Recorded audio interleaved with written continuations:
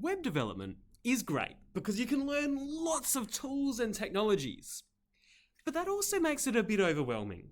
Let's have a look at all of the tools, technologies, and languages that we're going to look at for making web apps with Flask.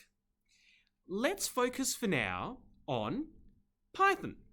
Python is a programming language. You can use it for lots of different things. Web apps, artificial intelligence, game development, phone calls, SMS messages, cryptocurrency, trading bots, lots of things. Very powerful. Flask is a module for Python. A module is like an add-on or a library of code that someone else has written. It lets you write web apps using Python. Web apps are interactive websites, for example, with multiple users.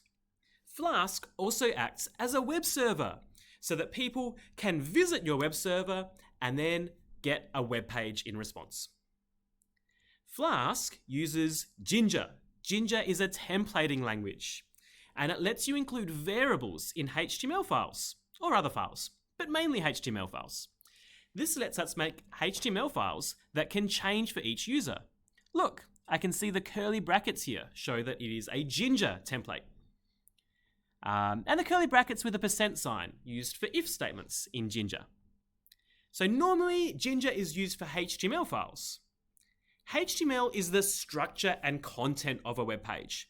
It is all of the things that are on a web page, like the title and headings and text.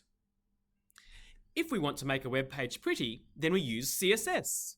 We can do colors, borders, spacing, and heaps more. Even different layout for mobile and web and tablets. Normally, CSS files don't need Jinja. They go in the static folder. They do not need Jinja because they will never change. They're static.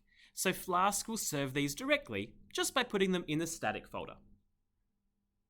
Whereas normally HTML, often for Flask, you might use Jinja.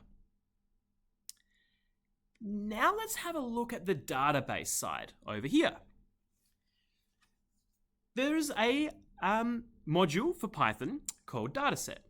Usually web apps need to access a database, and dataset is a module for Python that lets us access a database. It can work with database engines like SQLite and Postgres. What's SQLite? Well, SQLite is a database engine. It lets us store tables of data. Twitter, for example, might have a table for users and a table for tweets. Each table has a bunch of rows and fields. The fields are the columns. For example, in the table of tweets, every single tweet will be a row. If there are 100 tweets, there are 100 rows.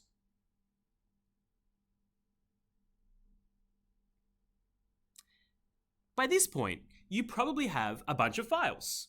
You probably have, well, if you follow my tutorials, you'll end up with a bunch of files.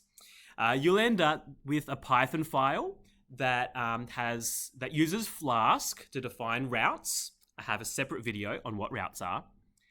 And maybe you have a CSS file in a folder called static. This CSS file is called main.css and it's in a folder called static. And maybe you have an HTML file in the templates folder. These are your Jinja HTML files. So maybe it looks something like this. Main Python file, your templates as HTML files, and any static files like CSS and images go in the static folder. So you've got a bunch of files and you want to get your web app on the internet so that everyone can use it. Well, there are some tools that will let us do this.